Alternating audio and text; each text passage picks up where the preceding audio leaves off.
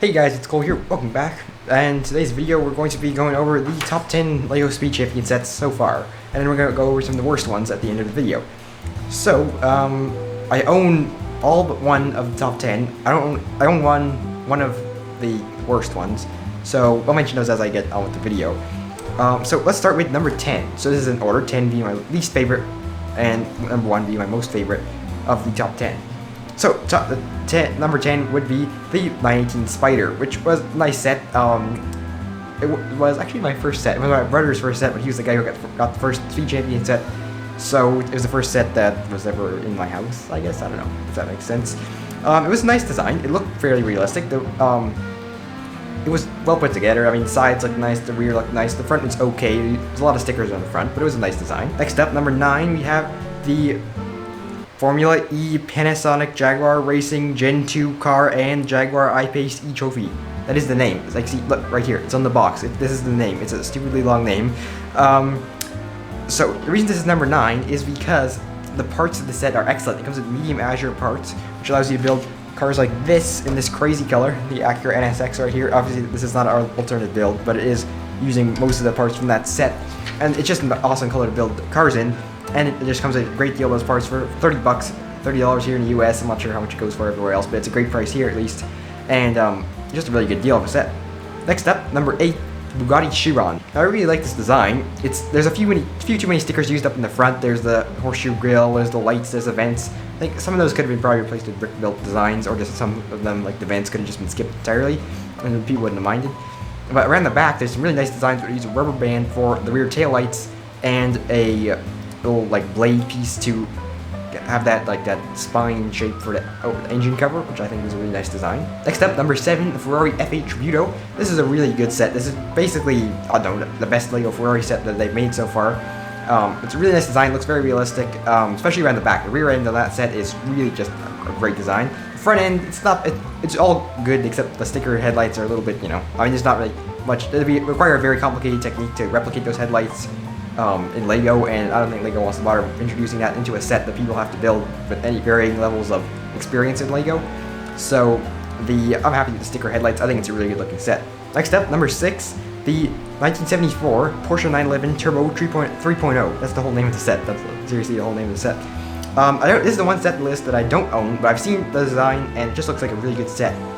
I should buy one actually at some point here, because an HD white version of that car would actually be really cool. Because it just seems like a great set to build, like to base another build off of, like an RWB 911 or an RSR or something like that.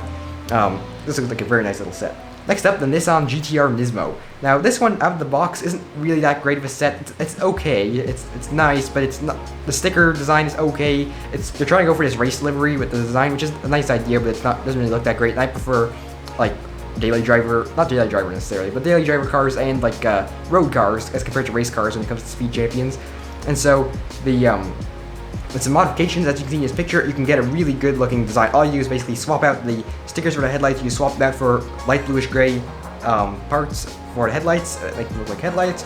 You swap out the all black parts or white parts to make it all one color, and you just get rid of that like rake it has, that angle it has, and it just looks really great as you can see in this picture. Next up, the Ferrari F14T and Scuderia Ferrari truck, which is one of my favorite sets. This is like another one that's not my set, it's my brother's set, but in fact right now I think it's actually not on the shelf. I think it's in this big bin of parts right here, so hopefully we'll see it again someday once we sort that bin of parts out. But basically it's just a really fun set to play with, even if you're not into cars, just you can like change the tires in the F1 car, tons of minifigures, you can pack it all up, you can drive around the truck opens up quite nicely, you have the ramp in the back, just really cool set. Next up, number 3, the McLaren Senna. Now this is just one of the best sets by far that LEGO has released, at least when it comes to cars and like making a model of a real car, because it was super realistic and it was very just nice color scheme. It had that dark gray and orange, which is very nice because they didn't the launch spec for the Senna was dark gray orange with silver wheels. It wasn't that exciting. The LEGO added more orange and they added black wheels, and that just looks really aggressive, and it was just a really good design for a set. I mean, they used the Nexo Knights like blade pieces for the taillights and the headlights, which I'm not sure why it was necessary because it didn't really make any difference over normal pieces, at least for the taillights. But it sure looked cool, so that was an awesome set. Now number 2, the Audi Sport Quattro S1, or Audi Quattro, whatever you like to call it. So the first part of this set that is very cool is that it's a Group B car, and Group B cars are technically typically something is known by mostly only car nerds. It's like it's not a very well-known thing, unless you watch it on TV or something and you just happen to know what it is. But the that makes it really cool. It also is just a really good set. It's a great design. It's simple, but it's a very effective design, and it literally requires no modification out of the box, and it can just hang with all the other Speed Champions mocks and stuff that I think are more advanced builds than Lego Speed Champions typically are.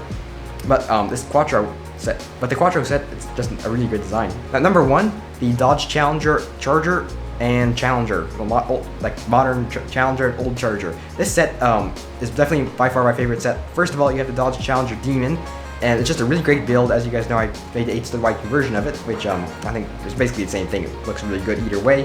The only downside I had to it was that the whole front grille assembly was one big sticker, which I replaced in the 8-stud-wide conversion with some tiles and plates and things like that. And it's just a really good looking car, really clean design on the Challenger. On the Charger, the same deal basically. It was a super good looking design. You had, around the back, you especially had a very complicated techniques to build that rear end. And by complicated, I don't necessarily mean bad, but I mean just really advanced, advanced techniques, I guess that makes sense. Just like a technique that very handy to learn when you're building these cars for the first time, whatever. So I was very happy when Lego included that in the set, and it was also a great price. It was like another $30 set, so that's pretty awesome. Now we're going through some of the worst sets. Now, a bit of disclaimer: I only own one of these worst sets. We have 3 of them, and I only own 1.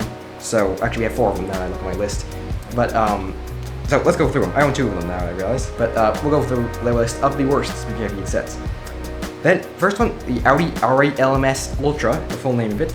So basically, by main problem with this one is that the whole front end is made out of stickers, which doesn't really make a lot of sense. I mean, there's no effort really in the front here. You could even make a less detailed front end from the set, but I just feel like there's just 2 big stickers slapped on the front, forming the whole front grille and lights and all that stuff. I feel like they could have just tried a little bit harder to actually provide some brick built details. Next up is the McLaren 720S. This is a really cool idea. The only problem is that the Lego windscreen pieces at the time didn't really work for this, because you either had the short one, which was too tall and too short, or you had the long one, which is a bit too long, as you can see, because it made the canopy look very long, and it made it look like the seats were in the middle of the car, where in the 720S, I guess they're more in the front, towards the front of the car, which made it look kind of strange. It looked strange, so it was nice to try, but it didn't really go so well. The front end, it looked very nice, but otherwise it wasn't that great of a set. Next up is the Mini Cooper. Well, let me get this whole name here. The 1967 Mini Cooper S Rally and 2018 Mini John Cooper Works Buggy. That's the whole name of the set. Seriously, look at the box here. That's the whole name of the set. I'm not sure why Lego feels like they have to include every detail. If they just called it the 1967 Mini Rally and... Okay, never mind. Maybe you have to include the whole name. I'm not really sure, honestly. That just seems like a bit of a long name to me. So, this was a really great set. There were 2 really great cars. The JCW Buggy was a really nice buggy. It was well built. It was realistic. It had working suspension, which is always cool. And then the Mini was even a better design, just super realistic and really well built with some nice techniques. The only problem is that set went for $50 for those 2 cars, and the Mini was half the size of an 8-stud-wide car. I mean, if I'm comparing it to 8-stud-wide, but if we compare it to the old 6-stud-wide sets, the Dodge Challenger set, for example, a Dodge Challenger and Charger, the Mini was roughly half the size of one of the cars in the Dodge Challenger set. The JCW Buggy was roughly the size of one car, so you get 1.5 cars and a bunch of accessories that aren't really that useful when it comes to series building, whatever, for $50, so it was way overpriced. The next one is the LaFerrari, which is my first of the Speed Champion sets. Now, the main thing about this set is Lego didn't do a bad job designing it. I think they did the best they could. The only problem is that they didn't have any specialized parts. They didn't have any curved slopes with the wedge angle bit, so because of that, it looks very flat, looks very blocky, and just kind of strange looking. So guys, that is it for today's video. Hope you guys enjoyed it. The reason we don't have a mock video this weekend is because I'm working on instructions and stuff for the next mocks, because we got a bunch of new ones in, so stay tuned for that. So that's it for this overview, sort of, not necessarily an overview, but this look at some of the best and worst Speed Champion sets from the past years. I'm excited to see new ones, so thanks for watching. I'll see you next time.